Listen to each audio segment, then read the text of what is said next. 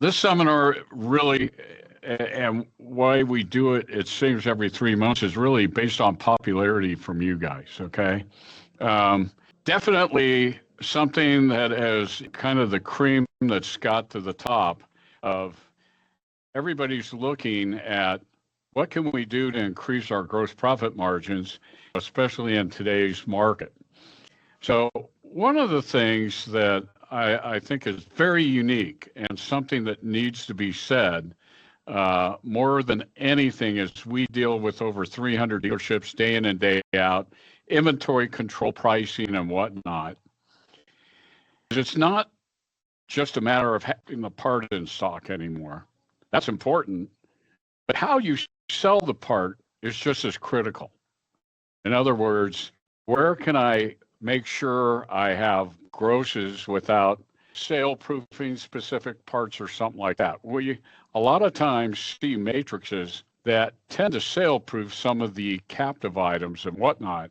And so that's what we're going to go through a little bit to explore some of the things that you can look at to intelligently make some decisions on your customer pay and what your grosses are to get them up. Some of this you've seen before, some of it is new. I've tried to simplify it a little bit more for everybody this time. So, anyway, put your thinking cap on, and here we go. So, the first thing, there's 4 steps to building an effective pricing strategy. 4 steps. And it's a matter of how often and how much you do it. But first off, you got to evaluate what is my customer pay gross? If it's 38 or 40%, whatever that number is, what you got to do is pull the detail and figure that out. And we'll show you a way to do that.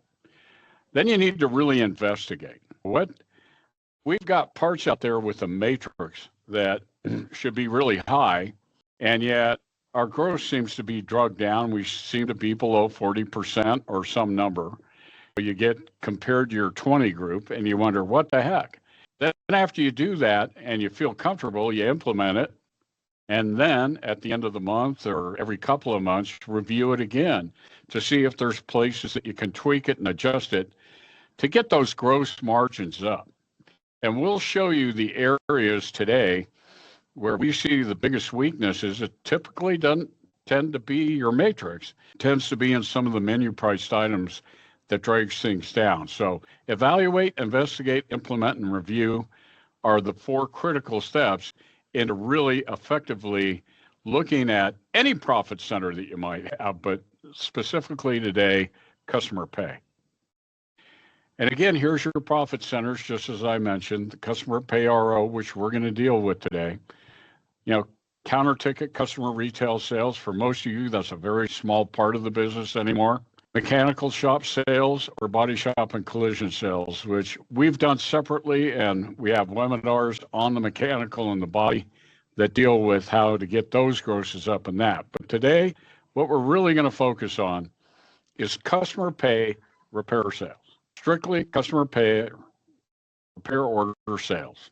I always bring up this slide. There's several slides that just, depending on what subject I'm covering, I bring up. And I bring this up every time when I do it. And removing myself out of a dealership and putting myself in a retail operation. And when you sit and focus on retail sales in other companies such as Costco, Walmart, Home Depot, grocery stores, the goal for them is to bombard you with advertising daily through print, email, social media, whatever, with what discounts are there. What they're trying to do is get you to go in and buy the things that are discounted, and they tend to call them loss leaders. We try to call it that, but it seems like most of our menu items tend to be loss leaders anymore. Brake pads, oil filters, air filters, and whatnot. But one of the things, as you look at some of these mailers and social, media things that you get, is what's on sale today isn't necessarily what's going to be on sale tomorrow or next week. They're constantly changing it. They have whole marketing departments that do this and change it consistently. And what they're trying to do is get you into the dealership and lowball you or get you into, the store. Let's face it, like I drink Diet Coke and I buy 2 liters and they got them on sale for $1.50. I go, wow, that's a great price. I go in, I might get, 6 of the 2-liter bottles, but is that all I buy is just the 2 liters because it's a good discount? Nope. Typically, I end up buying a lot of other stuff, and that's the hook. So when you think about that, and now you look at your dealership and how often do you change or adjust some of your pricing, this is typically, and this is a question and an exercise, and I'd love for you all to chime in the chat. I'll get there in a minute, but let's ask this question. When was the last time you actually updated your pricing strategy? When was the last time you actually updated your pricing strategy? And over in the chat, you can chime in and say, hey, last week, last month, last year, whatever. It used to be, I used to have a slide that said, typically at car dealerships, the last time it was updated, we had 2, 3, 4 years. That's since changed a little bit, and it seems to be a little more dramatic. But where it typically ends to fall at is it tends to fall right here. Matrix tables have been updated a lot more consistently due to warranty uplift procedures. One of the warranty uplift companies, they come out, they look at your op codes, your labor types or whatnot, and say this is where you need to tweak it to try and get a better warranty uplift from your manufacturer. But one of the things that doesn't seem to get touched, and this is the biggest weakness, is the menu price maintenance items. They tend to be overlooked and are typically discounted too much, or they've never been adjusted at all. One of the things we've seen, and this is just through time and appreciation of inventories, if all of a sudden manufacturers have been appreciating inventory over the last several years because costs have gone up, but very rarely does it seem that at the dealership level, they've raised the price to go with, the cost of goods. And so what happens is here you have air filters you're selling at $29.95 and they used to cost $17. Now they cost $21, but yet you're still selling for $29.95 and your margins are shrinking. And it brings me back to what used to be the norm. And one of the things we could literally almost count on when it came to retail parts sales from the manufacturers. And that is the 40% gross profit margin rule. Cost plus 67 is a 40% gross profit margin. That was one of the things that was suggested retail that you got off the manufacturer tape. And that's quite simply just the difference between what your actual costs and what suggested retail from your master tape from your manufacturer is.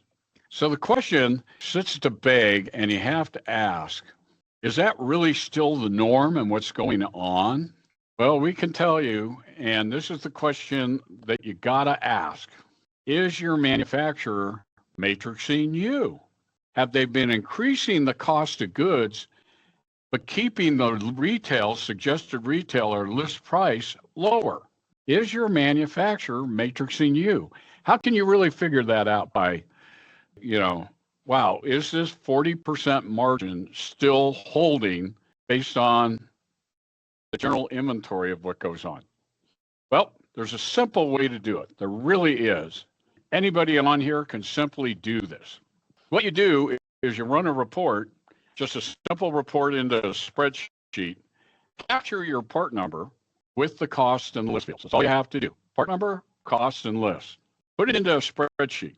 Once you get that spreadsheet, now create a column and subtract list from cost to give you what the profit difference is between the two. Then in the next column, divide the profit into the list price to give you a gross profit percentage. Then you can easily sort the spreadsheet by the gross profit margin descending from highest to lowest and seeing what off my master tape from my manufacturer, is it holding true that there's this 40% margin, or is there some higher or lower or whatnot? Where's the bulk of it? So what I did, I went in and took a couple of manufacturers and put this to the test just a couple of days ago. So these are fresher slides, but here you go. This particular dealership and this manufacturer, look to the far right and look at the gross margins. Remember, this is suggested retail from cost. And a lot of their parts, and just taking a little snapshot to fit it in here, their gross profit margins are basically, there's 20%, which is cost plus 25 in gross profit margin, cost plus 31 or 32 in the 25% margin. And you can see some of these parts actually sell quite a bit. There's a sensor up there that's sold 34 times, and this particular sensor only has a 20% profit margin. So when the goal is, as you go out to 20 groups or get compared whatnot in a NATO or an NCM group, and you look at your gross profit margin, and let's say you're selling these at suggested retail, and all of a sudden you're at 34, 35% gross profit, and you're selling those kind of things at a 20% profit, your number tanks. Here's a domestic one that I pulled, and you can see, again, there are parts out there that, you know, I left some of these on there. This happens to be GM, and GM, they have a 25, 26% profit margin on all their ADI or accessories. That's fairly typical. But then you can see here that, oh, okay, some of these, you know, the numbers are just down. You know, there's a battery out there and some plugs. There's, you know, a 5W30 number that there's only a 30% profit margin between costs and lists. We found a couple of manufacturers that have gotten quite sneaky. What they've done over a period of time, if you follow me, is a 40% margin has shrunk to 39, now down to 38. It's like they're tweaking it just enough that, you know, what the manufacturer is trying to do, they want to sell the part, and they want you to be as competitive as possible. I can't tell you how many times I've been on the phone where the manufacturer is saying you're sale proofing some of your parts, you know, you're selling them too high, you need to relax that. Well, the manufacturer on the backside, as you can see, in many instances, they are matrixing and adjusting the difference between costs and suggested lists. And again, this is probably the first step in evaluating, is this potentially what's knocking down my gross? So let's back up now, and we'll deal a little bit with at least matrix. Evaluating your current matrix table. You know, any of you can go in and pull that and look at it, but one of the things most people do, they don't deep dive into the matrix. What they tend to do is they tend to, you know, they look at the table and go, okay, you know, I've got, you know, a penny to $10 and I mark it up 200%, you know, based on cost or whatever. But they never really figure out how many parts in that range are selling and how many really hit the matrix. So I bring up this typical table that I always do. It's a simplified matrix table. A penny to $10, cost plus 100, $10 to 25, 80%, 25 to 100, 75. Until you get up to 250 part, $250 it costs. Now it's cost plus 67, or I want to maintain a 40% profit margin, okay? We see escalators sometimes that have a lot more categories than this. Sometimes I think it's overdone, and especially at the lower values, like a penny to $2.50, we see it as high as cost plus 400%. And typically what we've found is you are going to get shopped on the really low parts that you try to jack up, and the higher value parts, that's when people are going to start shopping. It's in that middle area, which tends to happen between $10 and $50, that you tend to have the best opportunity to do escalation, especially on captive items. So one of the things here, we'll focus in that $25 to $100 category. And remember, each one of these is a category. And so when you're breaking down and evaluating this as you go through it, you really want to see how many parts are we selling within each category, and are we achieving our goal? And one of the things here, as you look at it, in this $25 to $10, cost plus 75, this tends to be one set category. Now, one of the things that you can calculate if you take and break it out and put your matrix into a simple spreadsheet, what is the yield at cost plus 75? What is the yield at cost plus 80? Well, here you go. Doing an evaluation and looking at what your gross profit yield should be, it cost plus 100 is simple. It's 50% gross profit margin. Cost plus 80, 44%, and so forth. Finally, getting down to that cost plus 67, as we said, that's a 40% profit margin. So knowing what the yield is going to be within each escalator category that you have set up in your DMS is critical to know how is this going to affect and push up my gross profit on certain items such as this. Okay. Now let's say, and this is where we get a lot of people that come up and want to say things and stuff like that, is, hey, what if I bump up a category X amount of percent? And a lot of times we get almost arbitrarily, we'll get someone who calls us up and says, go into each one of my escalator categories here and make it cost plus 110, cost plus 90, cost plus 85. They want to bump it 10% to try and get their gross up. Well, let's just take a look at that. Let's say we take that $10 to $25 range, and at cost plus 80%, we knew it was 44% profit margin, and we want to bump it up to cost plus 90. We're going to bump that category 10%. So what we do is we look at the existing sales at that point, and now we apply a cost plus 90. What if we did this? And you can see there's an increase of about $1,251 in gross. And now all of a sudden, there's an increase of 3% in the gross profit percentage. It goes from 44 to 47.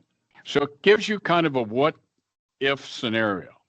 Typically, to go back and put 10% back in each one of these categories, I highly recommend that you would do 2 or 3% and test the waters. One of the most important things I've learned about Matrix, and this happened well over 30 years ago when I had a fixed ops consultant come into our store working with service, we talked about the Matrix and we made an adjustment. And I was at about 39.5% gross profit at that particular time. He says, what would you like to be? I said, well, I'd like to be, 42, 43%, something like that.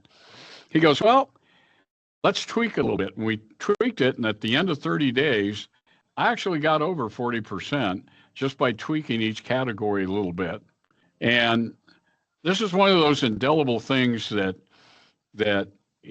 people will impart on you, such as a consultant, such as myself. But he called me up and he said, hey, by the way, how's everything working? I said, great. Hey, that matrix, did you get over 40%? I said, yes, I did. He goes, that's great. He goes, I only got one question for you. I go, what's that? He goes, did anybody complain? I said, they didn't. He said, bump it another 2%. I said, what? He goes, bump it another, nobody's complaining, bump it another couple of percent. For 3 successive months, I bumped it up. I got up to 42%, where I was very happy. And of course, he called and said, do it again. No one's complaining, but I felt very comfortable at that point now that if I could maintain and hold it, I knew that I could go up if I wanted to. But more importantly, and this is something to realize, if you find your market threshold on some of these captive items and people start to complain a little bit, nothing says you can't go back it down 2% either to maintain, competitiveness and profitability as well. Remember, suggested retail means just that. It's suggested. It's not written in stone. If it did, we'd all be selling parts at suggested retail. So here's what I'm getting at is now, once you run a report, go get all of your customer pay sales. The sale account or whatnot, and you pull it, take the gross profit percentage. Some of the manufacturers don't put it in there, so it's easy to go put a gross profit percentage in a spreadsheet and divide your profit back into your retail sale price and come up with the profit percentage. In this example that I'm showing, you can see this specific oil filter here, 1273 5811, is at 39.02%. Considering that's a filter, an oil filter holding 39%, that's great. Typically what we find out is that most of the menu price items end up more down around 15 to 20%, not 39%. And a lot of times this is what is dragging down the overall gross profit.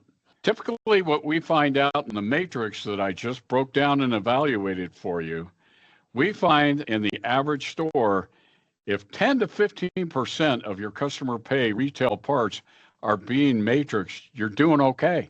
We've had some dealers where it's been a lot lower.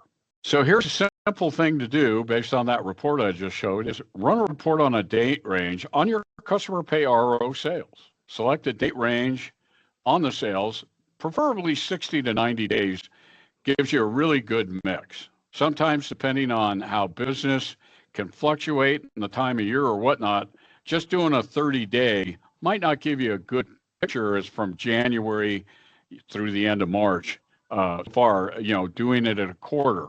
And again, creating that gross profit percentage, if it doesn't have it, and dividing that into the sale, then you sort it by sending gross profit. So as you get that spreadsheet out and you look at it, now you sort it by descending gross profit, and what you're looking for are the low gross profit parts. You're going to find parts up there around 47, 50% based on the matrix, and again, we find that's on a handful of parts, not the majority. So what we go looking for is the low gross menu pricing, and or after that, well, we should have a higher gross based on what we have the menu price, and we find there's a lot of sales overrides going on. One thing before I move to the next slide and show you an example is a lot of times when I used to go out and do, seminars or whatnot with parts managers, is there's two things I always made them bring. I made them bring their matrix, then I had them bring their sales override report. And I'd look at a matrix, and again, this gets back to that matrix where I would see a penny to 250 cost plus 600%. Then we'd look at the sales override report, and we would see parts within that category, and it was S equals, and at cost plus, they had a clip that, was $6 retail based on the matrix bump, and an S equal to $1. Because the actual cost of the clip was 50 cents. And so a lot of times I'd ask the parts managers, well, here they're overwriting the matrix. And they go, well, to sell 10 clips at $6 a piece is just outrageous. And I go, okay, well, you got a matrix that does that. Forcing your people to work on the sale of the price, not selling the part. Make it realistic so your counter people, your parts advisors, are not overriding it. Now, with that being said, here's a typical example. Once you get this customer pay spreadsheet put together and sorted by descending gross profit and start looking at where are my low gross items, here's a particular filter, 6819 1349 AC, a Chrysler filter that this dealership, they were selling at a fixed price of $898 for 14.81% gross profit. Now, I have to ask you, and please chime in. If you got any questions or you want to say something, this is for you guys. And, just ask it in the chat or put something out there. Eric, thanks for, saying we bill internal the same as retail. God bless you, buddy. That's the way, that helps. And generally, when I pull this report, I also add in internal as well. Certainly, if you're doing the internal, add this into it to incrementally see, how that is affecting it, since you're using the same matrix or the same menu priced items, internal or retail. But in this particular case, and this is what I beg to ask, and this is where we see increasing grosses more than anything on customer pay, is to take this particular filter and bump the price up to $10. That's $1 or $2 more.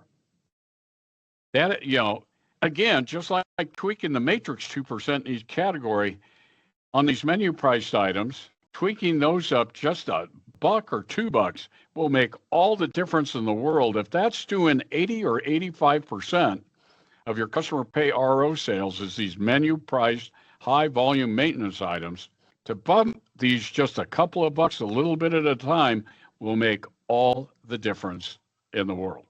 And just to kind of prove that point is this was just looking at a report and reviewing it. We took a total of a customer pay RO sales for a specific dealer, and they had sold 3,436 parts with an extended value here. You can see going across 34.79.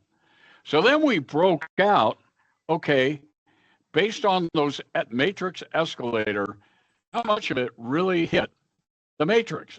And it was 41 pieces, and, basically it was about, it's pretty simple to divide 3477 into 41 pieces, and basically 1% of the matrix is being used. This was an extreme example of where it was hardly being used at all. But you can see, hey, when we use the matrix, we're at 52% gross profit. But overall, we're at 34, and now you take it down, and it's still, overall, the gross profit was 36.84. Huge difference. And not knowing what's being matrix and what's not being matrix, and what your menu pricing is, goes a long way in trying to tweak this up a little to get you toward that magic 42% gross profit line. Typically what we see, and some of you please feel free to chime in, we see the highest gross profit in a parts operation this day and age in warranty. Warranty uplift is cost plus 90, cost plus 100. The great news is you're making some good grosses on warranty through warranty uplift, but now when you get back to the retail end, you see pictures such as this. Adjusting price codes, discounts, or the matrix. Remember, it's never written in stone. I said this before. This spills it out here, which, by the way, if I'm going a little fast or you haven't picked something up, remember, we'll have this posted out to where you can pull this up and look at it. If, okay, this Hartle Yahoo said this, and I want to cover it again. Kaylee takes this PowerPoint presentation and puts it out there. Experimenting with these areas of pricing can be changed whenever you discover that either you have overpriced some parts or you have not realized your threshold. If the only focus you get out of this today is that right there, remember, not in stone, never is in stone. You can tweak and adjust this just like other retail businesses do all the time. And more importantly, if no one ever complains about pricing, you don't have to jerk it up 10%, but a couple of percent, tweak it until you can find a market threshold and get your grosses to where you feel happy about it without ripping the customers' heads off, because we've certainly seen sometimes where they've done that, but just aware, hey, we've got our profitability built back into this, because let's face it, there's not a dealership I know that has a .org behind it. Your business to make a profit, and you should never have to make an excuse for doing it. So reviewing the report, the benchmarks. One of the things that's important, if you're going to go and tweak some of your menu priced items or the matrix a couple of percent, is reviewing it after a period of time. And if 15% or more of your customer pay parts or matrix, you're doing a pretty good job this day and age. We've seen some as high as 40%. Typically, it tends to be in the luxury market, but typically in domestic stores, 15 to 20% of the parts being matrix is pretty decent. Again, identifying those low gross menu items. I'm telling you, if I had a dime for every time I've gone in and seen where those menu priced items are too low, it's one thing to maybe go out and make oil filters 10%, but make sure you make everything, a lot higher. Use it as a loss leader. Don't turn all your items into a loss leader. That's really critical. Really important, check if sale prices have kept up with the manufacturer cost increases. That's one weakness we've certainly seen lately with a lot of stores is the manufacturer keeps appreciating some of these costs, but that fixed menu price has stayed the same, shrinking the gross. Certainly collaborate with the service department to increase menu items slightly. 10% of the parts are being matrixed. Avoid over expanding the categories too quickly. A lot of times when you come up with unrealistic matrix tables, you sale proof some of these parts, and now the matrix items tend to go down to even a lower percent, just like that one store I showed you was at 1% of their sales were being matrixed. And definitely review the sales override report to identify reasons for some low matrices, or if you unrealistically have a category that's too high, reviewing that sales override report and seeing S equals, you have to ask yourself, why is that happening? That should be less than a page a day. If you have your pricing set up right, your people should be managing sales, not sales and the price of sales. Ensure too many parts aren't classified as maintenance items with low gross as well. Maybe some of these captive items have gotten into a source that you don't matrix it, you sell it retail or whatnot. I mean, it goes back to that first slide. It's not a matter of how you're carrying it, it's a matter of carrying it and how do you sell it to maintain your profitability. Things to review for retail pricing matrix. Identify parts in each category that are dragging down the gross. I think I beat that into you. Check your price codes, price levels. In some of the DMS systems, price codes are labor type driven.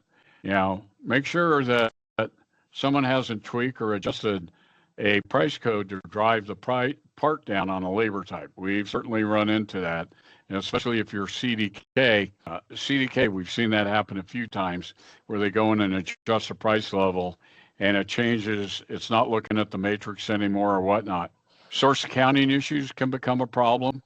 We tend to see where someone adds a new labor type or whatnot, and all of a sudden their gross profit drops by 5 or 6%. Well, it turns out that default sale account for that specific labor type happened to be internal, and they add a new customer pay, but it goes through internal, and all of a sudden it drags it down. So, some of the source accounting issues when you're dealing with tires, accessories, regular parts, gas, oil, and grease, we see sometimes that what drives down that gross profit is some of the sales are inaccurately being reported to those sale accounts. Just remember to review these areas, your operation, for these pricing issues so you can tweak it accordingly and help to grow and maintain your gross profit.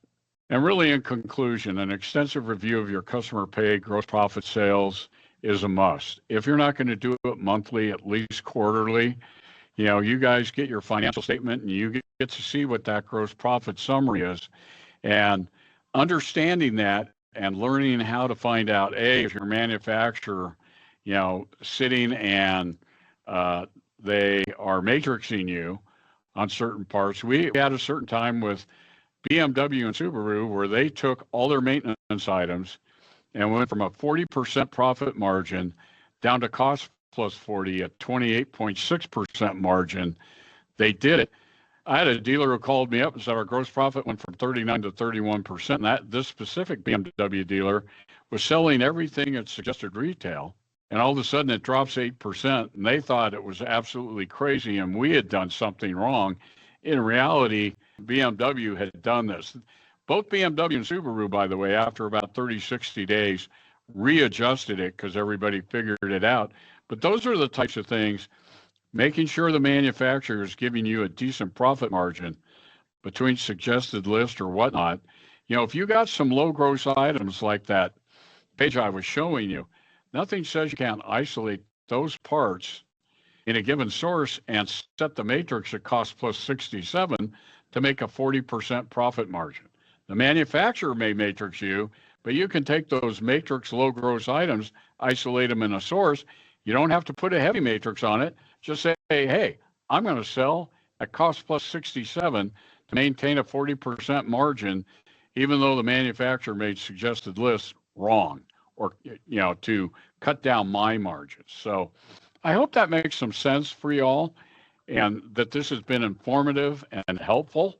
I mean, with that, you know, I sum it up and just say thank you so much for your time to listen and so forth. I try to keep these things at about 45 minutes. We're right at 40 minutes. So the most important thing now is if you have any questions whatsoever, please ask it here in the chat. I'd love to hear from you. I'd love to hear suggestions, thoughts, or whatever. That'd be great. And I know we had 46 of you registered for this, and typically this tends to be one of those things that, you know, this is where, hey, I get beat up all the time on my profit margins, and I'm trying to figure out the best way to attack it and still maintain competitiveness and profitability. So with that, Kaylee, I'll turn it back over to you, and we'll see if we get any questions here.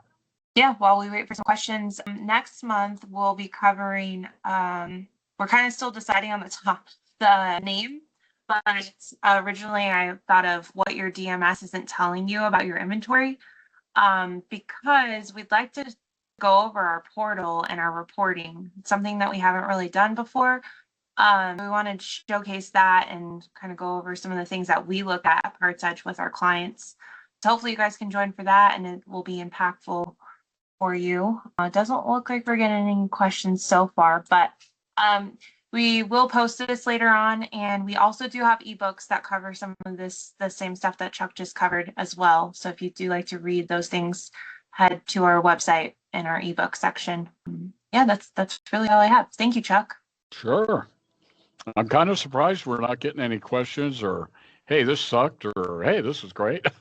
No, okay. You guys can even chime in on that, just love to hear your, what your thoughts were about the presentation. And if it helped you, gave you something to get your thoughts going to start analyzing some of the stuff, that would be great. Yeah.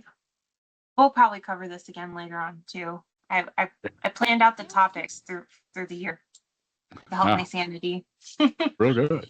There's a lot of work that goes into putting these in, so hopefully they're helping everyone. I do hear a lot of feedback. People are enjoying them. So thank you, Sydney.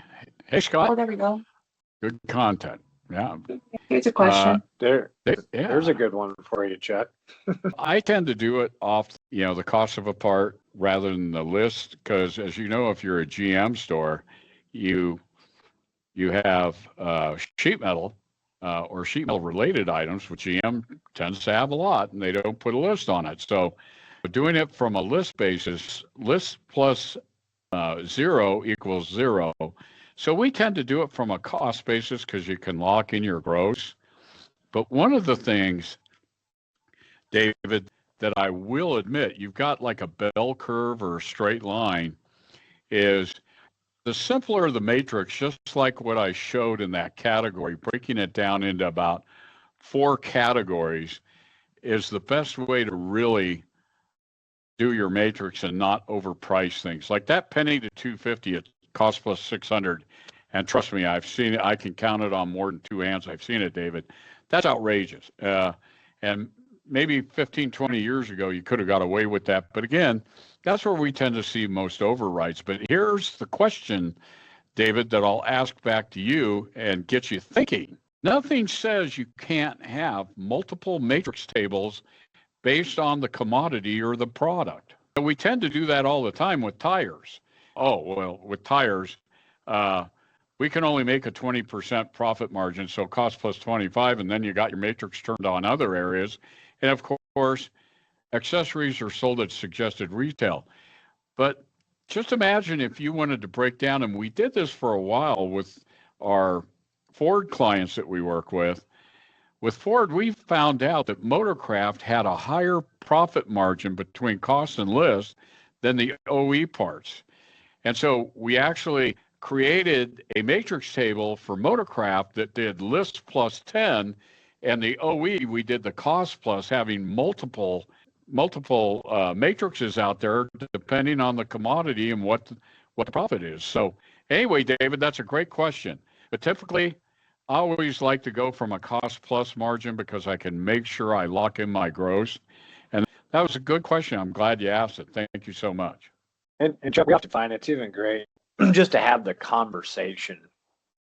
Like you say, how often do you review it? Do you have to do it once a month, once a year, all that? And it just lately, it's one of those, having the conversation around that business aspect of your department is just good because we start that conversation and we get every mixed type of response, but just having that conversation, like you said in the slide, between you and the service department, just take a look at it.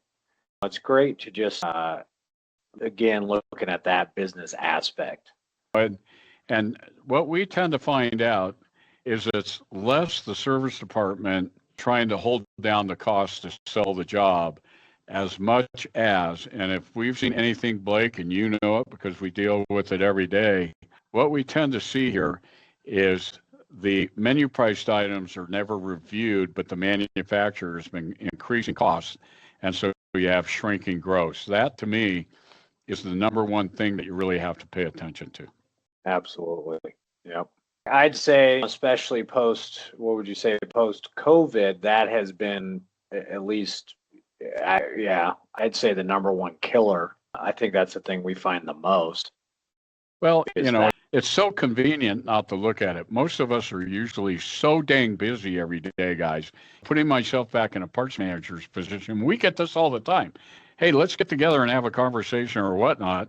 And the parts manager's drinking from a fire hose, and they say, I don't even have a minute to look at something like this. I got someone out, or I'm short-handed, or we're trying to hire people or whatnot, and they're going 100 miles an hour.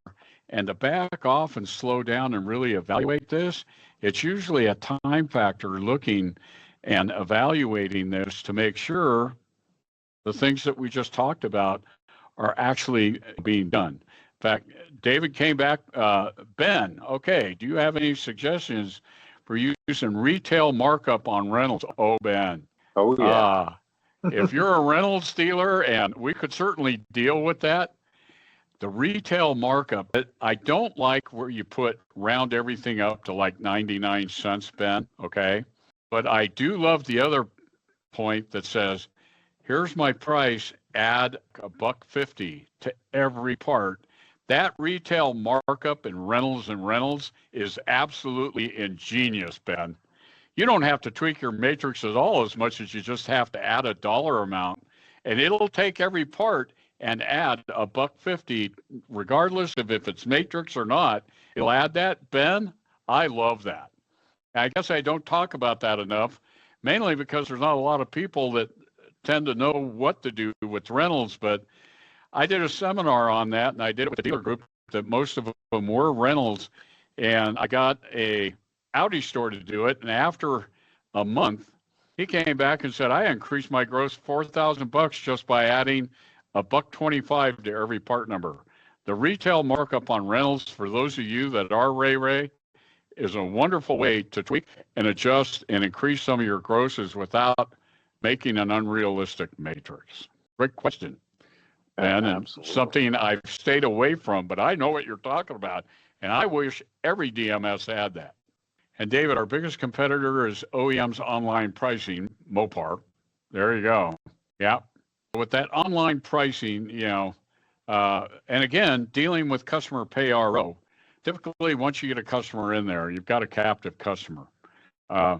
So when you're dealing with online, to have different type of pricing like that potentially to compete with your competitor, but once you got a customer with the car in there, what are the chances they're really going to go online? And that's why once the price of parts get way too high, when you get the expensive dollar parts, to put just a little matrix on it or none at all, make sure they're not going to go out and shop you.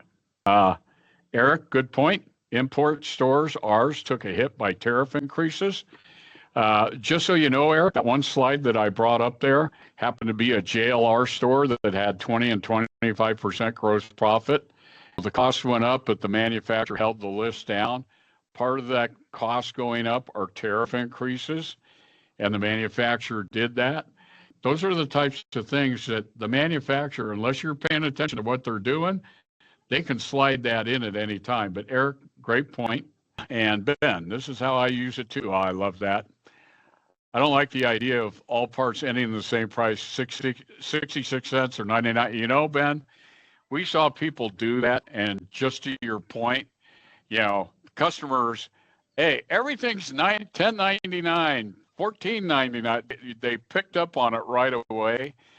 And once they came up with the other section that you can mark up the price of a part a certain amount, it just totally changed everything. All DMS vendors should have that type of a thing. Now you can take, if you don't want to matrix something, you want to have suggested retail and add $1 to every part that you sell, who's really going to notice that at some point?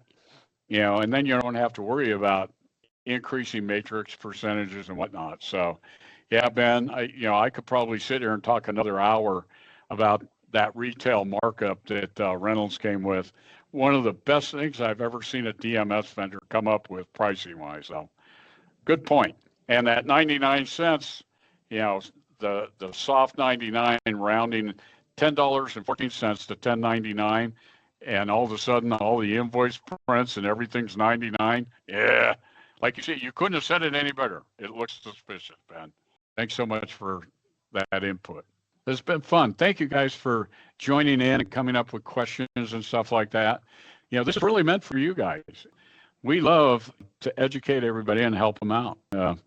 And you guys are the experts in the field. We know how to react, and we know what we're doing, and we see, I'll tell you what, working with over 300 dealerships every day, I can honestly say this. We basically see about 300 different types of matrix or pricing.